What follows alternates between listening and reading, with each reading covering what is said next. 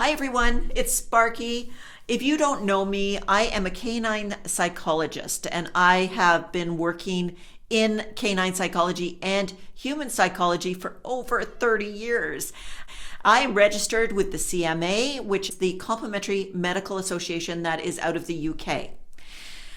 Also, I have other credentials as well that follow along with systems thinking and the work that we do with both humans and dogs and their relationships.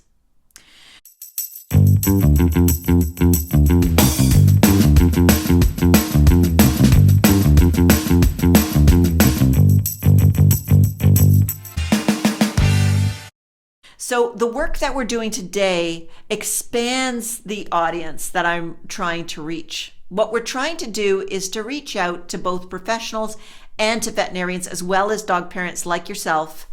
And what we want to do is to provide you with some insights on how medication decisions really are a group of people working together, a facilitated conversation that all three parties, you as a dog parent, you as a dog professional, and you as a veterinarian, come together and have a conversation. So I'm going to be covering that off today. It's a very balanced discussion, and I hope you enjoy it. So in chapter 1, we're going to first start talking to dog parents. Let's talk about building the foundation for medication decisions. And we're really going to dive deep into when medication is appropriate and when it isn't.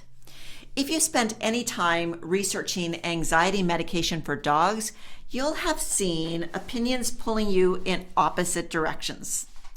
Some people will tell you medication is the first step, that if your dog struggles with anxiety, medication is the only way they'll ever calm down.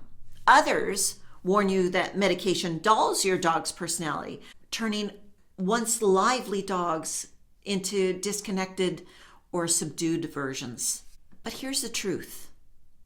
Medication can support change, but it can't create it. Before medication can make a difference, your dog needs one essential foundation: trust.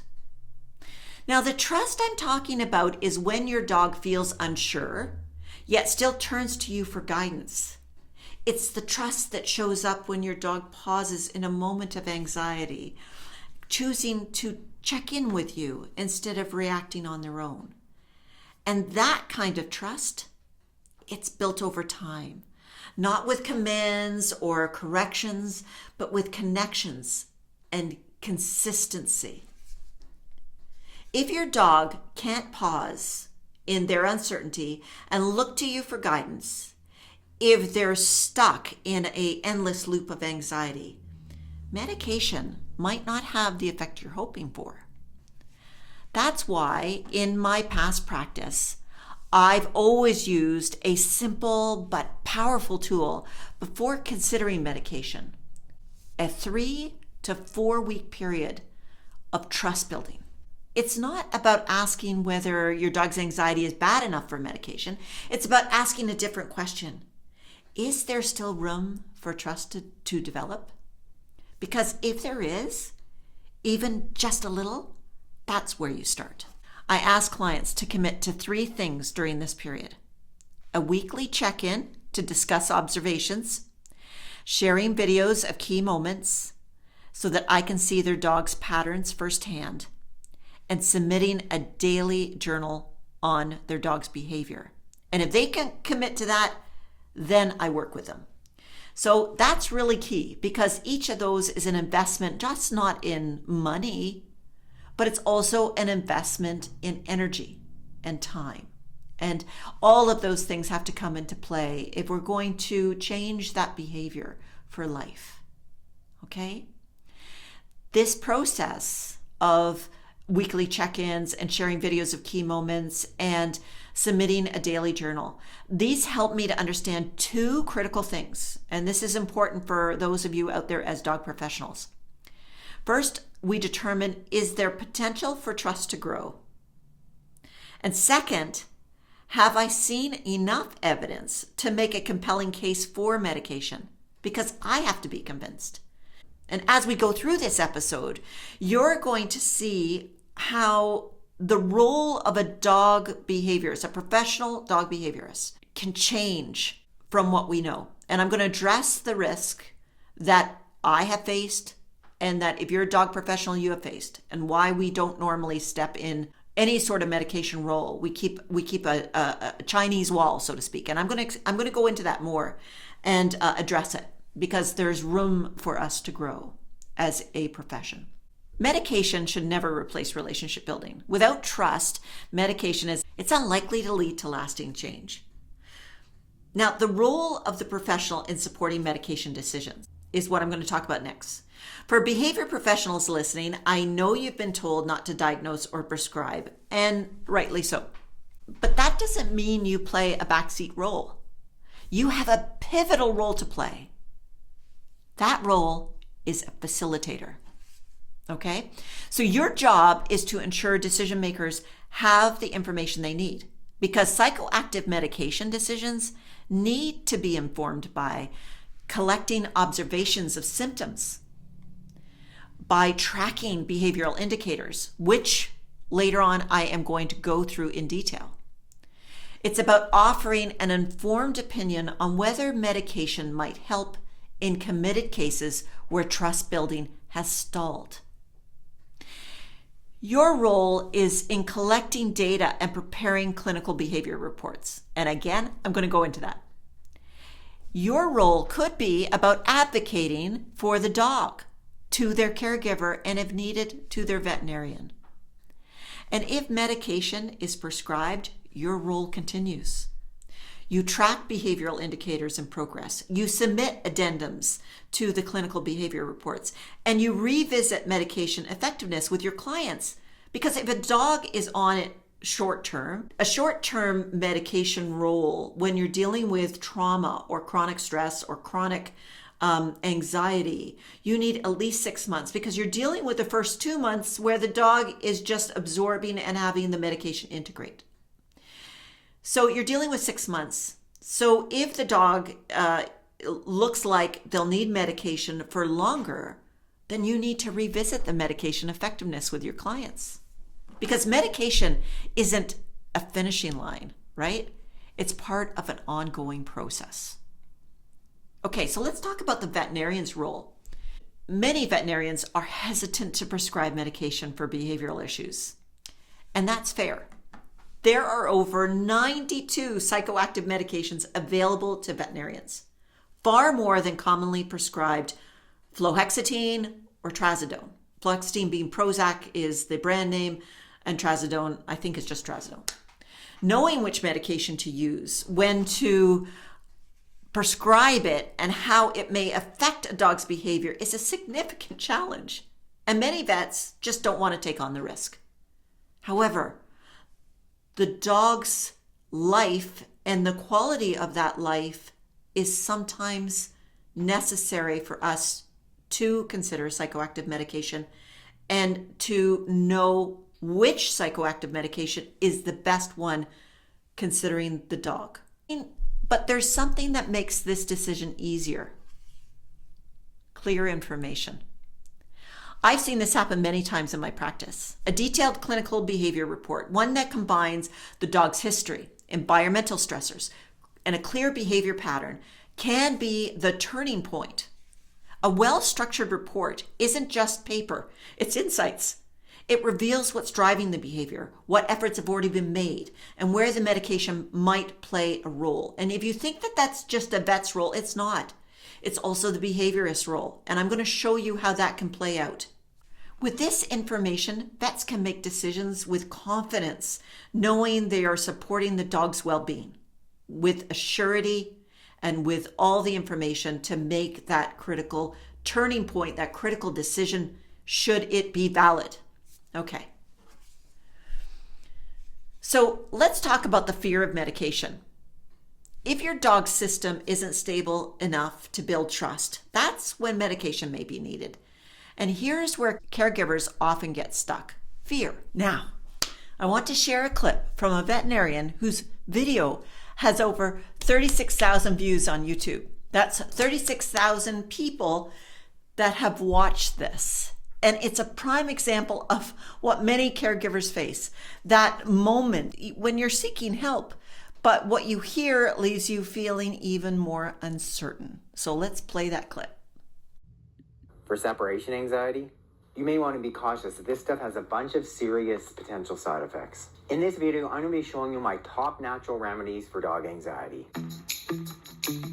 Are you looking to learn more about natural pet health and wellness? The most common side effects affecting up to 15% of dogs: vomiting, diarrhea, lethargy. Some dogs will have increased drinking, decreased appetite, and aggression. Some dogs can even have seizures and tremors. Hepatobiliary disease or liver disease, that is What you just heard reflects a common problem. The message plays on fear, focusing heavily on potential side effects without explaining the full picture. Yes, Clomicalm, like any psychoactive medication, carries risk. Side effects are possible, but here's the key point missing from this kind of messaging. Side effects are not the same as outcomes. We see the same risk profile in natural supplements, CBD, valerian root, and melatonin that he mentions can all alter your dog's behavior, sometimes for the better, sometimes for the worse. The difference isn't about whether something is natural or synthetic. It's got nothing to do with that. It's about whether the right system in your dog's brain is being supported. In other words, the goal isn't to avoid change. It's to understand what kind of change your dog's system needs. That is why tracking matters. Without tracking things like your dog's sleep, their patterns, their stress reactions, or emotional shifts, you won't know whether a supplement, a medication, or even a behavioral plan is actually working or making things worse. This is the gap I see so many caregivers fall into. They're handed a prescription or supplement without knowing how to measure success. And that's where caregivers and professionals can take back control. So there are 5 gaps that are being widely broadcast to dog parents and to dog behaviorists and to vets that we need to address. So, for example, side effects don't prove medication is dangerous. Natural isn't always automatically safer. Medication shouldn't change your dog's personality, and if it does, it's the wrong medication. Medication isn't a last resort. Sometimes it's the first step. And medication doesn't mask the problem. It creates learning space. So each of these gaps can feel overwhelming, but here's the thing. Every one of these fears is a point where behavior professionals can step in to provide clarity. So let's explore alternative options to medication.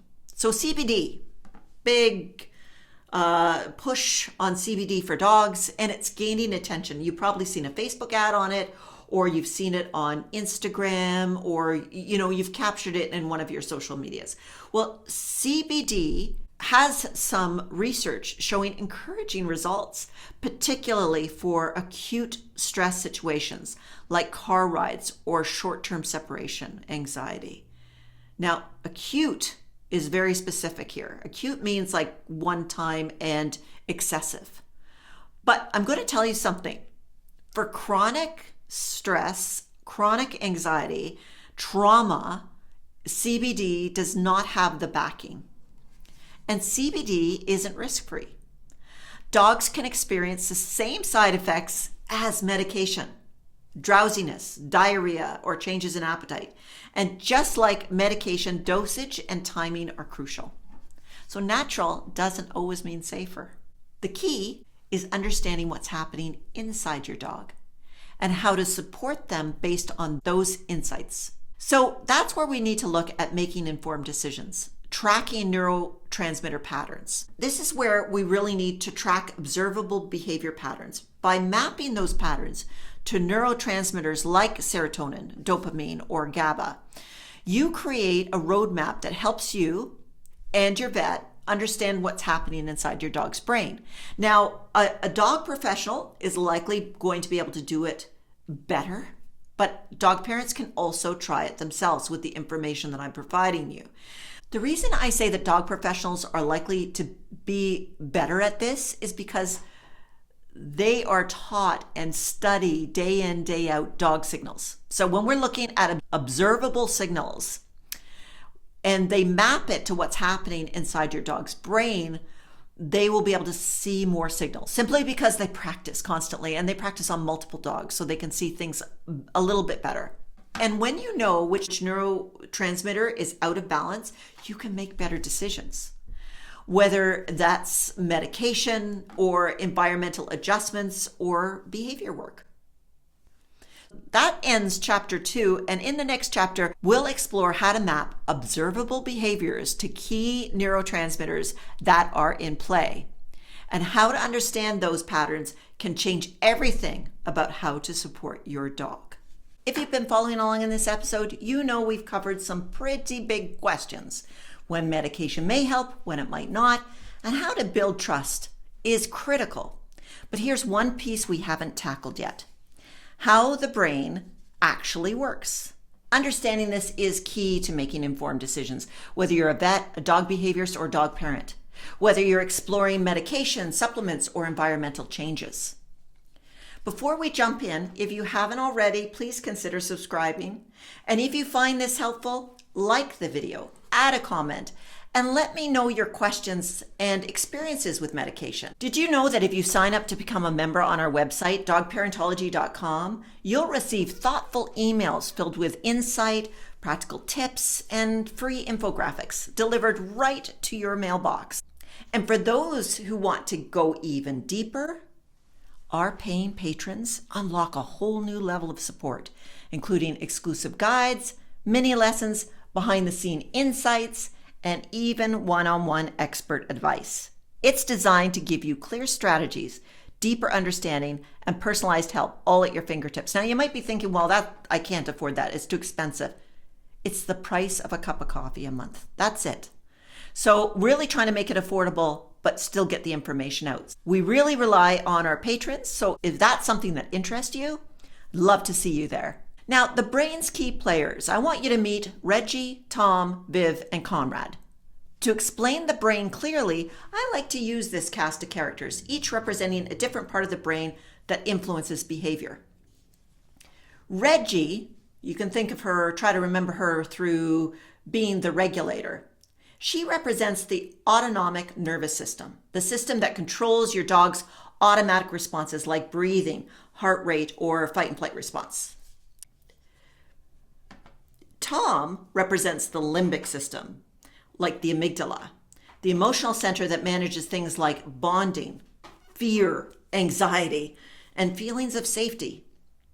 Viv, which is rarely talked about, represents the vestibular system, and she's responsible for movement, coordination, and balance, which is so essential when we're dealing with trauma issues, chronic stress, chronic anxiety. And Conrad represents the prefrontal cortex, right here, the thinking, problem-solving, and decision-making center of the brain.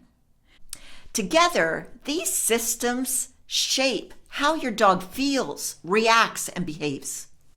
For listeners who want to know more about Reggie, Tom, Viv, and Conrad, I do explore their roles in greater detail in previous episodes, so I'll link that in the description for you to check out.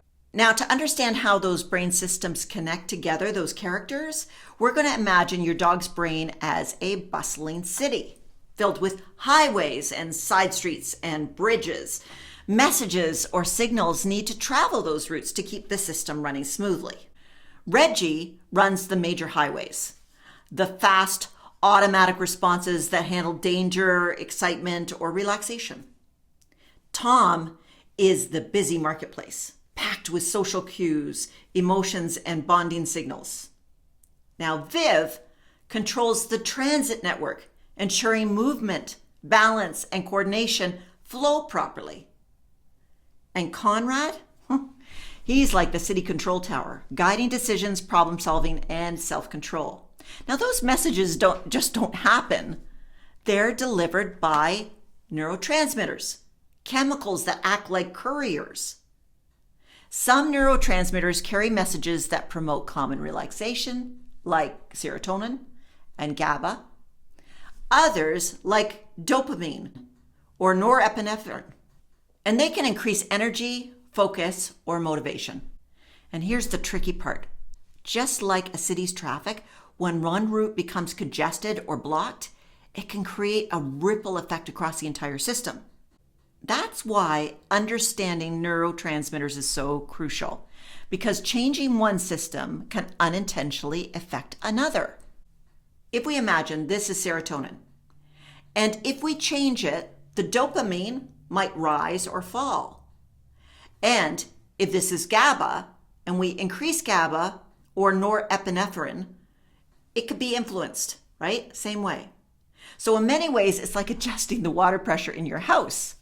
Tighten one tap and the pressure in another room may change. And the relationship between these chemicals is not fully understood. And that is why medication decisions must be grounded in observations, not assumptions. But research now shows that we're getting better at crossing that barrier with medications and therapies designed to influence neurotransmitter activities. That's why tracking your dog's behavior is essential, because even well-intentioned changes can ripple through their system in unexpected ways. So how does this connect to your dog's behavior? Let me connect it all together. Here's what we know. Certain behaviors are linked to specific neurotransmitter patterns. For example, serotonin imbalances. Dogs may show increased pacing, have sleep disturbances, or excessive licking. Where dopamine overload, this may appear as compulsive behaviors like difficulty pausing before reacting or high-intensity bursts of frustration. Now, GABA deficiency, the dogs may seem hypervigilant, constantly scanning their environment, unable to settle even in calm moments. Norepinephrine surges, you may see sudden panic, exaggerated startle responses, or dogs who appear on edge without clear triggers. And that's not all. Combination of neurotransmitter shifts can create complex behavior patterns that don't fit neatly into one category.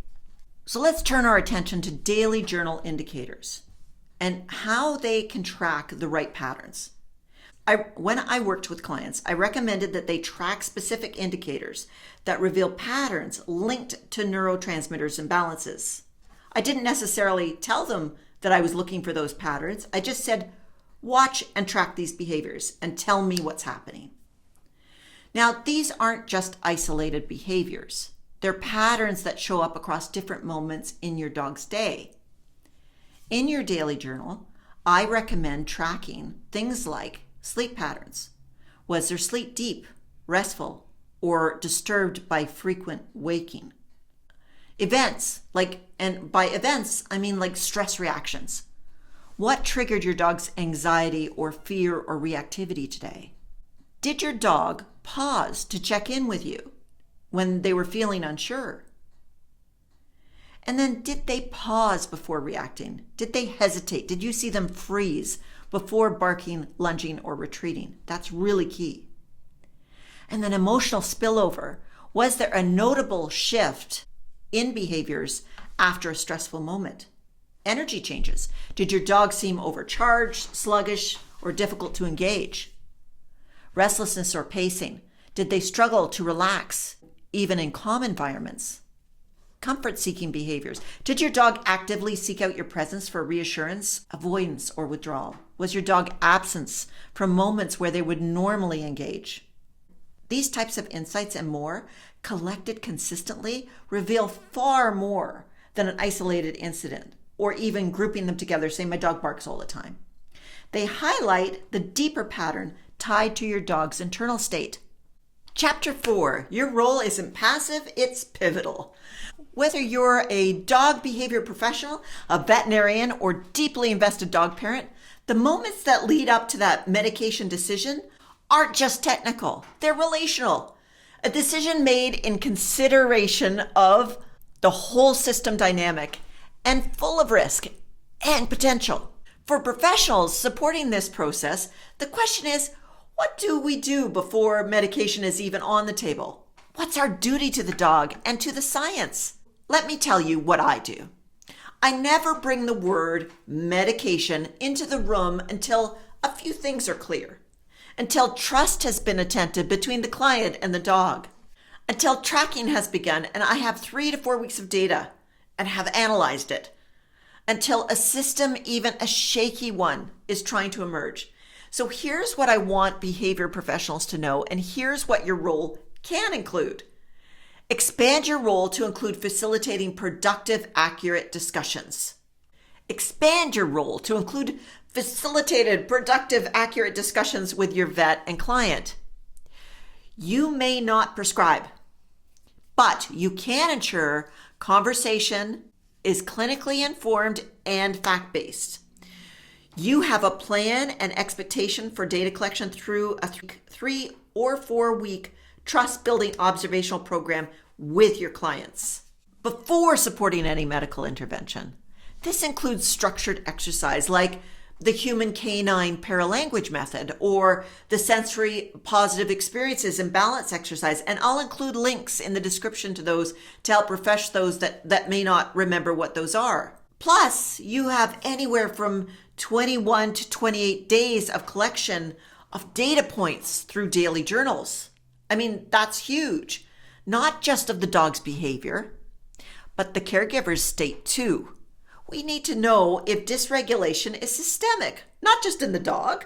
From this, you can create a clinical behavior report that facilitates a non-emotional, collaborative conversation. Now, that report should include behavioral observations over time, patterns in the white pathway, that's that hesitation, trust seeking and the recovery rate, sleep, and the quality of that sleep. It should also include neurobiological interpretations. For example, possible low serotonin signs. Systems cluster mapping where helpful. This isn't a diagnostic table, it's a hypothesis building tool. Clearly stating in your report that cluster analysis is provided to support discussion, not determine treatment. It should include citations and research summaries, ideally of similar cases where certain neurotransmitters may be under construction. Provide research-backed insights into system clusters and neurotransmitter systems. This helps bridge the gap between observable behavior and internal state. But, and this is crucial, it must be framed as investigatory, not conclusive, not prescriptive. Your language matters here. You're offering a lens, not a label. You might have heard me talk about symptom clusters, so why would we use them at all? Why would we cluster symptoms together? Because they help vets understand why a medication might be considered, not just what the symptoms are. Think about a dog showing restlessness, repetitive behavior, poor sleep, and even self-harm. That's not just a bad behavior case. It may indicate a multi-system imbalance, often involved with low serotonin and high dopamine. Now, you're not diagnosing, but you're giving the vet a reason to consider classes like SSRI or MAOIs, because the behavior is presenting in a cluster known to respond to those interventions in certain cases. That's valuable, that's ethical, and that's useful. I want to be really clear. Behavioral pharmacology is not a game of guesses. This is why the vet's role is so important. But we can't ask vets to decide with partial information, especially if they're not able to see or are trained in daily behavior observations. So your job as a professional in the behavior space is to bring that information forward to them accurately, thoughtfully, and with integrity. Because the alternative, vague anecdotes, unrecorded stress events, and fearful guesses, it doesn't serve the dog. It doesn't serve the dog parents, nor the vet. Okay, what comes next? This topic of cluster mapping, neurotransmitter pattern recognition, and structured reporting deserves more space than what I can cover here. I've created a guide and a template, including a full chart, decision-making frameworks, and example clinical report language, and a clinical behavior report. And I can teach on this subject if there is interest. So let me know in the comments, would you? But for now, if you're a behaviorist wondering where your role begins and ends, well, it begins with observation.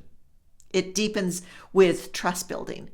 And it becomes pivotal the moment you help shift the conversation from fear to clarity. Thank you for spending time with me today. And if today's episode brought you clarity or helped some of the weight you've been carrying, I'd be so grateful if you would consider subscribing, liking the video, or leave a comment. It helps more dog parents and professionals find this kind of balanced conversation, this type of research, all given with the mission to keep more dogs in homes.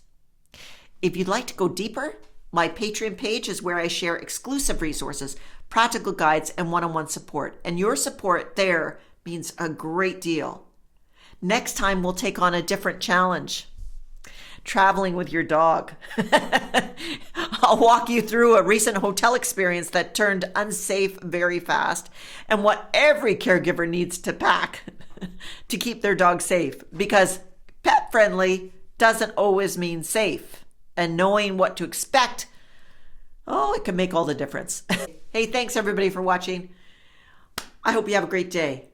Bye for now.